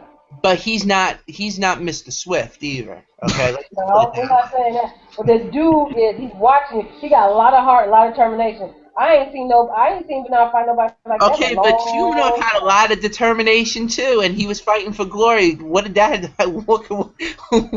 do for him? Who you talking about? Shumanov. Fuck Shumanov. I told you he ain't got that. He went for that matter. Listen. Kyle Marai had a lot of heart, determination, and guts. But what did that get him? And Shumanov together. But the point is, to beat a Bernard Hopkins, and I'm not shitting on Kovalev, you need more than determination and strength. Constant pressure, power, stay in his damn grill all night long. I think he's gonna need more than that to be. I'm not saying he's gonna lose to Hopkins, but the point is, he's gonna have to show more than just that for that night. He's gonna have to have a really good jab to get into Hopkins' chest. He gonna go to that body. I'm telling. I just see. I don't see Hopkins beating. Oh my I God! don't see Hopkins beating. I knew once Kovalev hit the scene big time that people would be just going too far. Like, I like him. I'm gonna go far. He didn't hit the scene yet. What are you talking about? no, but I mean, he will when he knocked out Bernard Hopkins. you know what I'm saying? The mainstream. Once Kovalev hit the mainstream, you already know they were gonna overhype him. Oh my God! You see? He's gonna knock Bernard ass out. See, that's what I mean. You see what I'm I'll saying? tell you. Okay. I am 98% right when I pick my fight. You're gonna get Gary Russell. How many times have I been on this show? There we go. You're gonna get Gary Russell up in there. I'm telling you. Sir, you gonna get out laughing. I can't wait till you come back. My point being is, as soon as Kovalev hit mainstream boxing fans or just the mainstream level. I'm not no mainstream fan. I'm a goddamn fighter. I understand that, D. I ain't no common fan. I understand that, D. But the point is, I knew I knew y'all motherfuckers run for a guy like money. Kovalev. I just knocked a nigga out last week. Okay, calm down, D. Come on, D. I'm just telling you. I put that motherfucker on his ass. Listen, I knew You could very well be right. You could very well be right, but I just listen. I want to say something real quick. Can I say something real quick? Go ahead. Listen, I know D is not just a mainstream boxing fan. I already know she ain't just a mainstream boxer. But the point is, there are a lot of mainstream boxing fans that think Kovalev is this indestructible machine, like he's Ivan Drago. Okay. You know what I'm saying? He's a really good fighter, and he's got ability. Yes, I agree with that, and he's got power, and he's a dangerous fighter, and he's a top. So you trying to tell me Bernard Hopkins gonna beat Sergio Kovalev? You think he's gonna beat him? But before we even label this man like this indestructible force, he's got to show a little bit more to beat Hopkins. That's my only point. I'm not hating on Kovalev. I think Kovalev's a top 5 light heavyweight in the world. That's gonna be Bernard Hopkins' fuckbook. I say the same thing about Kovalev that I say about Gary Russell Jr. and Triple G. And even Keith Thurman I put out there with that. They need to fight somebody. Well, Triple G, at least we could say Triple G. Daniel Gill is probably, exactly. That's gonna be the first one to me. That's gonna show me. I think he's fighting. I see Daniel Gill fight. Is he a boxer? What do he do? Run? What do he do? He ain't gonna run. He stands in the pocket and fights. Oh yeah, Triple G gonna knock his ass out. He's gonna run the lot. Triple G gonna get that ass at. But the thing about Daniel Gill, I'm wondering why all of a sudden he's ready to fight Triple G. Didn't he give up his title just not to fight Triple G? He avoided a fight with Triple G to fight Barker. That's what he did. To fight Barker, right? And he had to relinquish his WBA strap for that. That's how Triple G ended up with the strap. You know why Gill's fighting him now? Because there's nobody else left for him to fight. That's it. Like he can't fight. I mean, what can you say? But at the end of the day, I agree. I think Triple G does get the Gill, but Gill is going to be there. He's going to be there as long as the fight lasts. He's going to be right there. Well, this is to me Triple G's first really true test. I really haven't seen him fight. Go through all this and junk up like the previews and stuff, but I'm definitely going. Yeah, speaking of previews, great segue. Let's move on to what's going to happen this weekend. We can talk about this fight between Kovalev and Hopkins all night long, and we still don't have any confirmation that the fight is going to happen. We're just having a discussion right now. I'll just say this: look, you could be very well right. You could very well be right, D. All I'm saying is, I just don't think that Kovalev is just going to go in there and blow Hopkins out the water. I just don't. I think that no one's ever done that to Bernard Hopkins. Right. I just think he'll blow out the water, but he's definitely going to beat him. I just think that Hopkins, like to Kid point, he's going to give him a very tough fight. I think it's 50-50. I think it's a toss-up at this point now. I think old Father Time going to kick up with his ass in that ring. Has it caught up yet? It's going to come. Trust me. His ass old as dirt. It's going to come. You may be just waiting. Yeah, I got to see that happen in the ring first, man. I'm not even going against Hopkins no more for the rest of his career. Y'all all scared, I'm telling you. I'm telling you, man. How often y'all see me not pick a fight that's right. Listen. I remember when people were going against Hopkins against Cloud, and I said, nah. There's no way Hopkins is losing. Who did that? Who said that? There were some people that were just like, oh, Father Time was about to catch up and shit, Oh, they were saying that almost 10 years ago. All due respect, because Cloud is a fighter, but he's trash. Let's be. Oh my God! Oh man! I mean, come on, man. Oh man, he just didn't have this. He just didn't. Bernard is really crafty. He's really crafty. He knows a lot of tricks and all that stuff. But I don't see that happening with Sergey, man. I think Sergey just gonna go in there and bang. And he knows how to box. He's gonna go in and bang and stuff. And he's gonna get him out of there, man. I'm telling you. I don't really like saying that type of stuff because I don't box. You know what I'm saying? But come on, man. Bernard Hopkins knew what he was getting in there with. Listen, Bernard always knows what he's getting in the ring with. He got all you motherfuckers sold. That's why he wants to get in there with Kovalev. For real, I'm telling you. Wait till he gets some real heat in that damn ring. We see how he acts. That motherfucker kid over there dying. Shut up. About to piss his pants. Oh, people are wild. Every time I be on this show, don't laugh at me, but what's going on right though? I be right, man. Oh man, we wildin'. Okay, let's move on. I like Bernard, trust me, but this guy be his fuck book, man. This guy be the fight. This guy be the fight. Shit, how long he gonna fight to 100? Damn. Hey man, I don't know. You're alien. Listen. You gonna fight to retirement, motherfucker? Listen, as long as Hopkins keeps schooling people, he's gonna keep fighting. Yeah, man. Did y'all see his picture? Some of these new school fighters gotta get some skills so he can retire. I swear, man. I don't know what he's doing. I'm telling you, he's trying to be undisputed. He's on a mission. He wants to be undisputed champion, but I just don't think him. I don't see him getting past this guy, man. I don't see it. I don't see it. I watched him fight live when he was here in Indianapolis when he fought what's that goddamn brother's name? Sid Vanderpool. I saw that shit live. I was sold. I've been a fan ever since. But damn, eventually that shit got to catch up to him. He old and dirt, man.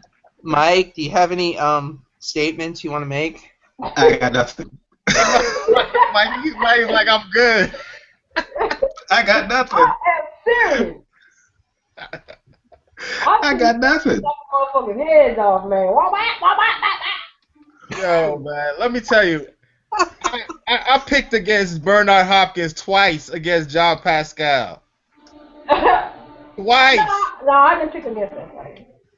The only time I came up looking good is against Chad Dawson. And, you know, that fight was kind of hard. Even though Dawson won, clearly. The first one? Well, who looked worse for wear at the end of that fight? The first one, Hopkins got himself out of that fight. Yeah, with that fake shoulder. Yeah, but the second one, you gonna do that with Dawson won clearly, but he made it rough in there. Yeah. Yeah, but guess who looked worse for wear when they got out of the ring? Dawson looked like he was cut up by a razor. I swear. He made it rough in there. You know what I'm saying? You can't really go against Bernard like that. He's a crafty, silly fighter, man. But damn, eventually that age, that father time got to come catch up to him, man.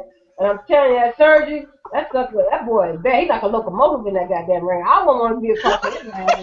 Man, let me tell you, as long as you let that old man dictate the pace and he can out-technique you, it's a wrap.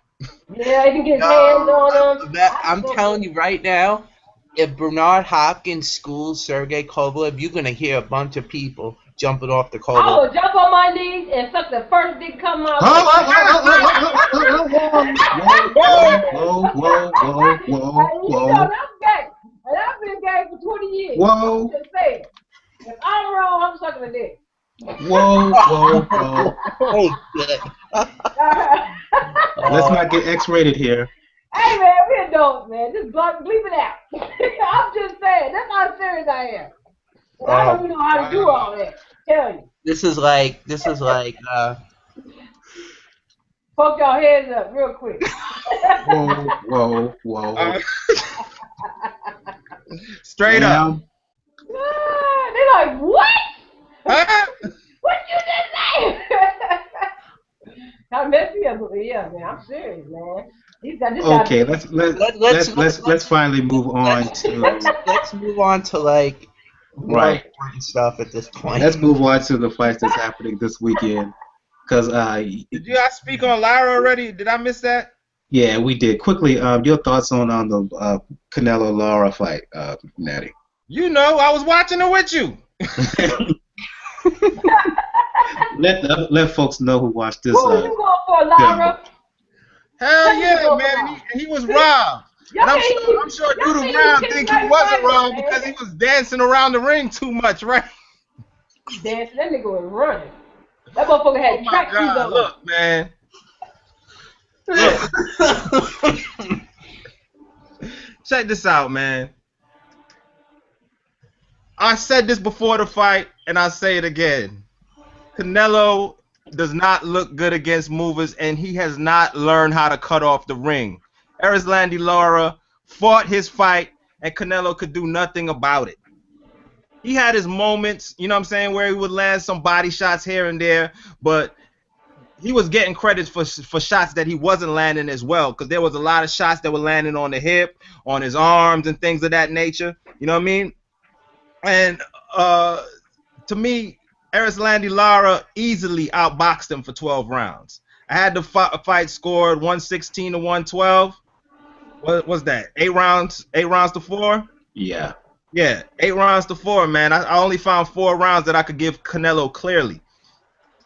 But for the rest of the fight, Erislandy Lara outboxed him. You know what I mean? Outpointed him for the rest of the fight. I don't see how you could have Canelo winning this fight, especially by that wide margin of 117-111. That was the most. I had him winning by 115-113, if that's anything. He was trying to make it a fight all night. This man was surviving. He was a lot of people talk about how Canelo, how Erislandy Lara was running, right? He was running.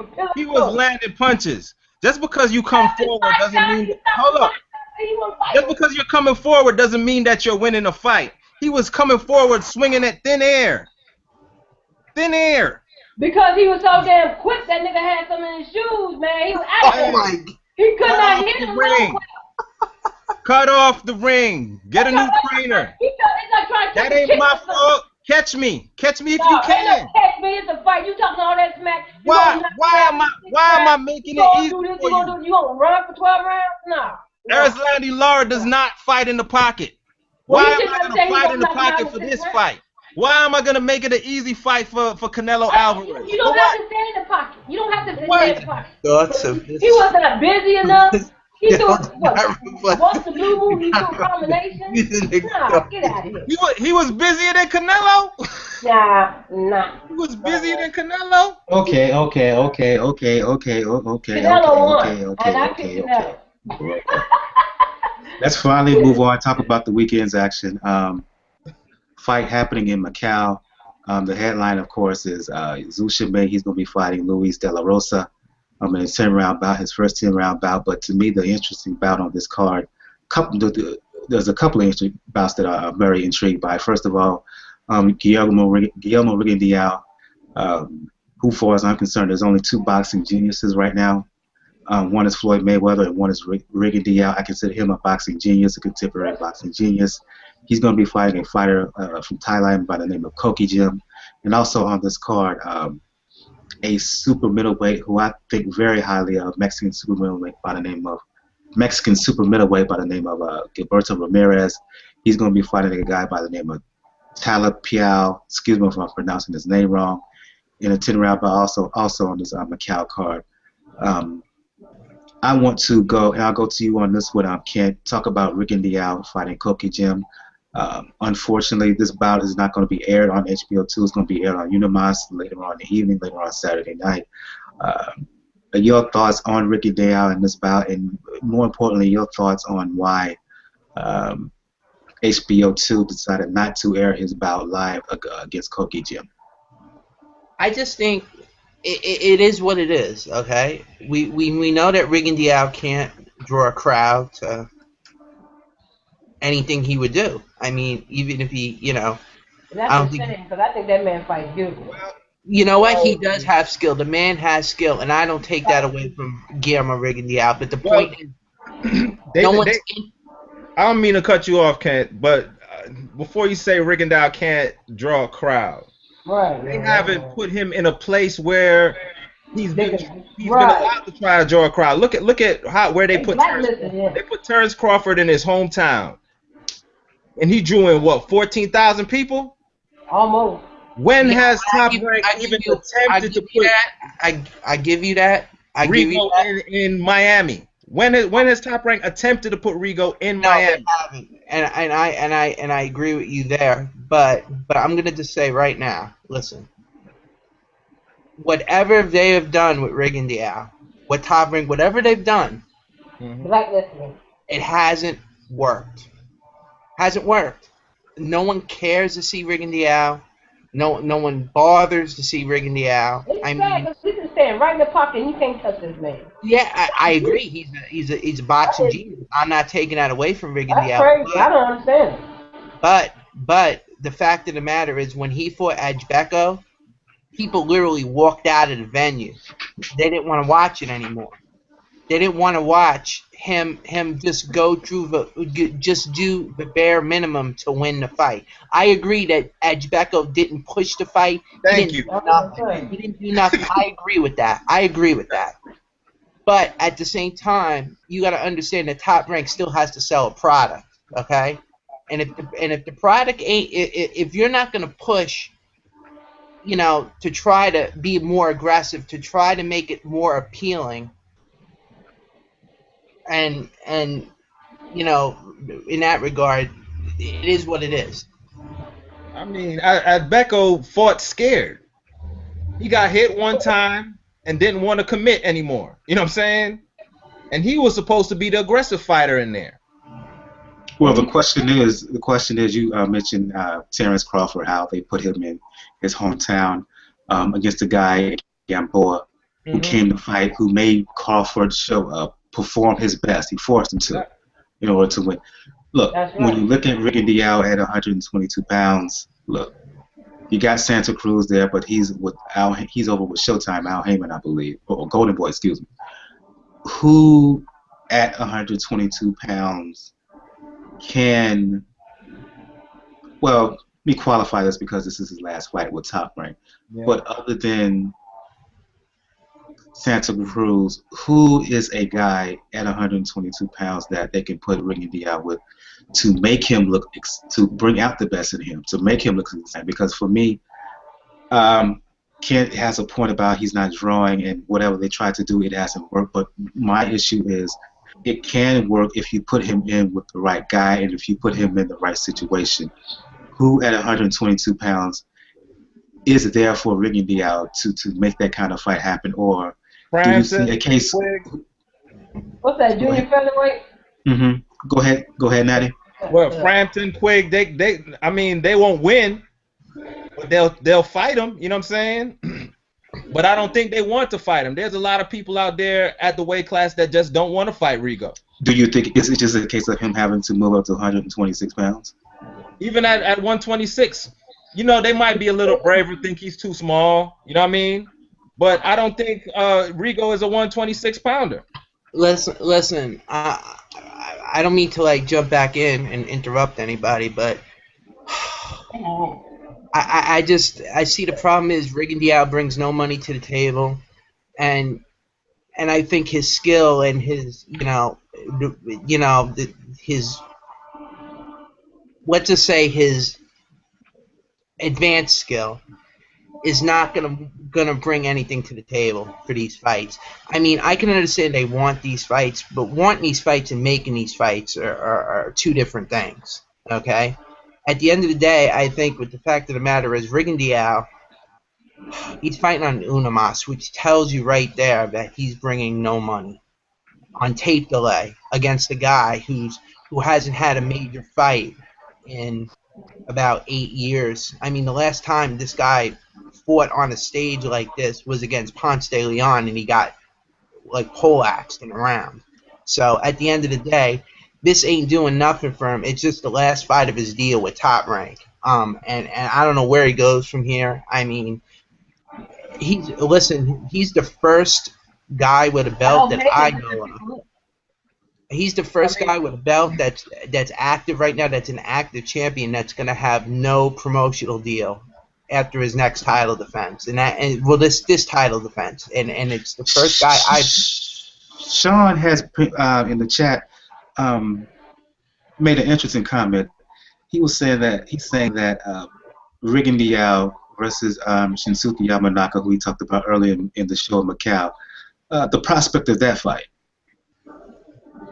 I don't think it would happen. I just don't think it would happen because he brings nothing. What does Rigan Diao really bring money-wise? Nothing. And why would you fight a Cuban fighter, continually fight him in... See, he's being set up for failure. Why would you continue fighting him? Why don't you fight him in the Caribbean, in Latin America, in Miami? Because this man destroyed Nito Donaire, and he's scared these people. Okay. They don't want another Floyd Mayweather. They know he can't be beat. You know what I'm saying? This guy is beautiful. He fights beautifully. I'm not a professional promoter. You know what I mean? I'm not gonna act like I'm a professional promoter in any sense of the word. But I would not promote Rigan Diao in China. What? Who is coming to watch Rigo in China? I don't even know. Maybe they think he's gonna lose it. This guy from out the Ming. They trying to steal his belt. He's the headliner on a card where there's a world champion, the world champion. You know what I'm saying? There's no other world champion but Rigo at 122. Yeah, they're gonna take him down there and rip him. They're gonna steal his belt. That's a watch. But he is a undercard. As a matter of fact, an undercard that's not even being televised. Well, to Sean, he has he's saying bring Rigo to the UK to fight a Frampton or. Yeah, I said that as well.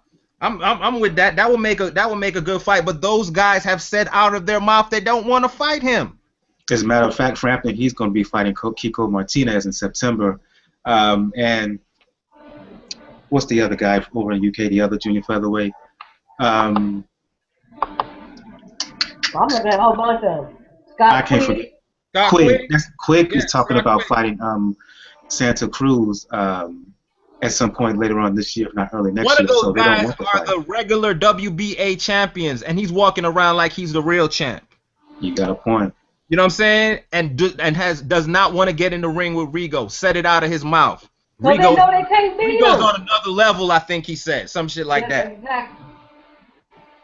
And he's being blacklisted, and I think that's a damn shame. So how is the champ chasing other people to fight him? And he need to learn. Are you supposed to be chasing the champ? I don't think it's a case of him having to learn English. Look, Felix Trinidad, he really never learned the language. He was a huge star here. But the question is, the thing. And in other fighters too, Julio Cesar Chavez back in the day, the other Latin fighters who didn't learn the language. But the issue is, for me, you just have to put him in the right situation, in the right guy. He is a Latin fighter. Make him a Latin fighter. Promote him as a Latin fighter. Yeah. Somewhere here, either in Florida, maybe fight him in New York. I don't care. But that's Puerto Rican. So what? They're Cubans in New York. Plenty of them. Yeah, there's Cubans in New York, and let me tell you, they're doing Nicholas Walters the same way over there at Top Rank. They didn't air his last fight, and he's supposed to. I ain't seen him fight yet. There we go. And they're supposed to be setting up some fight with Donaire, but I don't see that coming. After what he did to Victor Archinian in that last fight. And that fight didn't even air on TV. You had to go on the internet on the Top Rank website to even view that fight. Man. It wasn't not even on Uno Mas or whatever. And this was in Japan. I don't know why they're doing Rigo like this. Why don't you put Nicholas Walters in Miami? Why don't you put Nicholas Walters in New York City in the Barclays? You know how much damn Jamaicans is in New York, and we love boxing. There's a contender series that just went down with Sakima Mullins and Tetsi Davis. Just fought in the finals. That just went down, and you should have seen how the house was packed. You know what I mean? right there in downtown Kingston, Jamaica. Hmm. I also want to talk about. There's a market for the Jamaican boxer as well.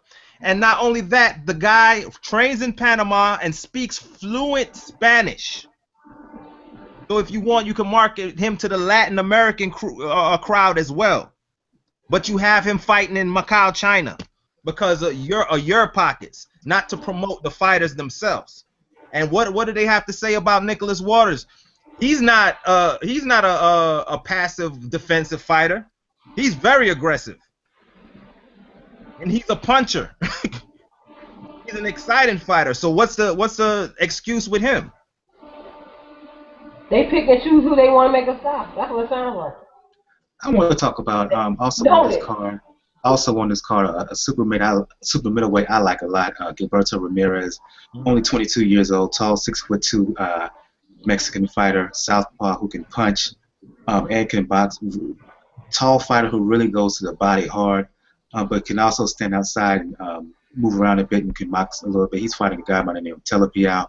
I don't know if either of you guys have seen him, but if you have your impression of Gilberto Ramirez, who I think has the potential to be a potential world champion. Oh, I haven't seen him fight, man. I haven't seen him fight as of yet. Have you, D? Did he recently have a fight here on? I think he sounds familiar. Did he recently have a fight here on one of the cards here recently? He recently had a fight on ESPN too. I think I might have seen that because he was beat on somebody. He was all up in somebody real. I'm not really sure.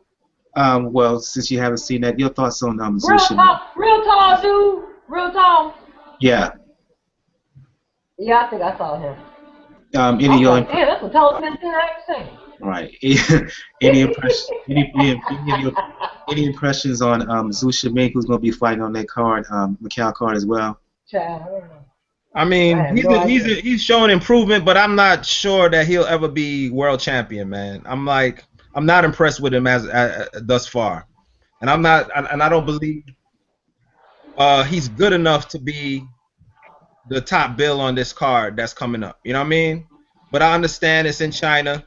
He's a gold medalist, all of that good stuff. But with a card that has Rigo on it, this guy who's unaccomplished, I'm not seeing why he's the top billing on that card. And he's not, to me, he's not that good yet. He hasn't shown to me that he's that good. Yeah, but sadly, that's not the first time it's happened with him. Gradovich, who I think a lot of at 126, he defended his title on his undercard. Yep. Rocky Martinez, then WBO junior lightweight champion. He fought on that when he fought Billy Dibb the second time. Yes. Yeah, I remember that. Mm-hmm. So this is not the first time happening. Yep. And to your point, this is about building Shiming's brand, trying to build a base in Macau for a top rank, and it should be interesting because from what I've read, Shiming is pretty much set to fight for a world title later on this year.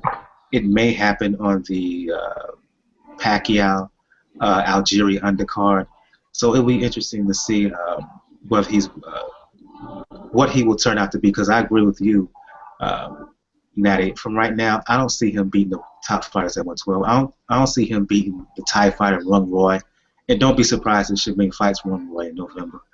I don't see him fighting. See him beating the Japanese fighter Yagashi. I don't see him beating Jhonny Gonzalez, who I think is really the top flyweight in the world and one of the top 10 pound-for-pound fighters in the world. So, but again, it's just promotion, it's hype, it's building a brand, it's using the fact that he's a two-time gold medalist for Top Rank to build him up and to make Macau become a real cash cow. That's what all this is. And I think on that note, I think we're going to shut the show down there. This has been interesting. Let's just say that. Let's just say that. Every time I come on, baby. Let's just go say that. It's just been interesting. Watch how many people, if you upload this bad boy, watch how many people get this motherfucker right. Very, very interesting. Again, I love you, baby. Again, for folks who want to find who want to check you out and all your side projects, let the folks know where they can reach you. Well, start off going to YouTube, man, and subscribe to my page, please. I got YouTube, I got Blogspot, my Blogspot. Anything that's Doodle Brown is pretty much me. I just don't have Instagram. I have everything else. I'm on every site.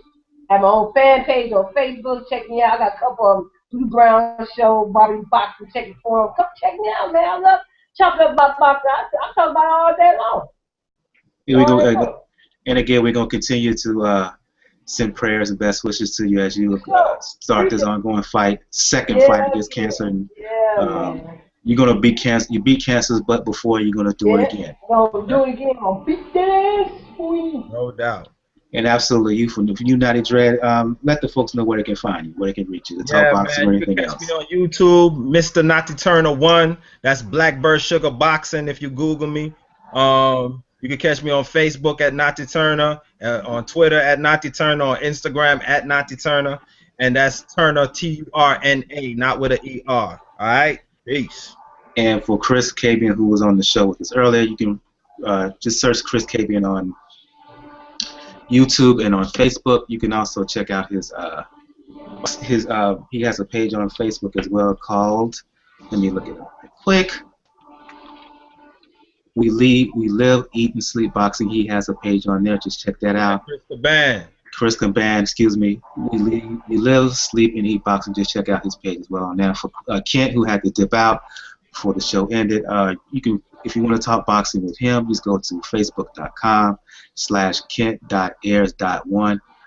Just let him know that you, just let him know beforehand that you reached out, that you are a fan or you watch the Pound for Pound Boxing Report. Then he'll reach out to you. Otherwise, he won't. He's kind of particular, kind of picky with that, which I fully understand. You don't want everybody in your square, everybody in your circle like that. For me, y'all know what it is. If you want to reach out to me, you can reach out. You can reach out to two main places if you want to find information on the Pound for Pound Boxing Report, p4pboxingreport.wordpress.com. That's the blog page, p4pboxingreport.podomatic.com. That's the podcast page. And on both of those pages, you can find information on where to find us on Facebook, on Google+, on Twitter, on YouTube, Tumblr, the Pinterest page, the RSS feed, link to where you can donate to your account. And also you can reach out to me personally at MICWILJR. And again, I'm trying to get this all-women show to go down. If you're a female, for all the ladies out there who love talking the sweet science who love talking boxing, just reach out to me at the Pound for Pound Boxing Report Twitter page, or you can reach out to me personally on Twitter. Reach out to me all the Pound for Pound Boxing Report pages on Facebook, YouTube, Tumblr, Pinterest, anything Pound for Pound Boxing Report. That's POUND, the number 4. POUND Boxing Report. Just type that anywhere, you should be able to find me. With that out the way, on the next show of the Pound for Pound Boxing Report, when we come back, hopefully we will do a recap of the Erislandy bout, of the Gilberto Ramirez bout, and we will do a preview of Gennady Golovkin's fight against Daniel Gill on the 26th, as well as Brian Jennings. He's going to be fighting Mike Perez on that same card in New York, July 26th, and that's a good fight. The rematch between Tyson Fury and Derek Chisora. They're going to be fighting a rematch in Manchester, and the fight will be aired live here in the United States. So we will do a preview of all those fights. Again, for my guest, Chris Caban, for my guest, the one and only Doodoo Brown, who's been wilding out tonight. It's been a while. I've been on the show in a while. For the Blackbird Sugar himself, Mr. Naughty Dread. For my co-host Kid, I am your host Michael. This has been another. We love you back, and this has been another episode of Pound for Pound Boxing Report. We'll see y'all next time. Y'all have a good night. Y'all have a good evening. Stay on right quick. Okay.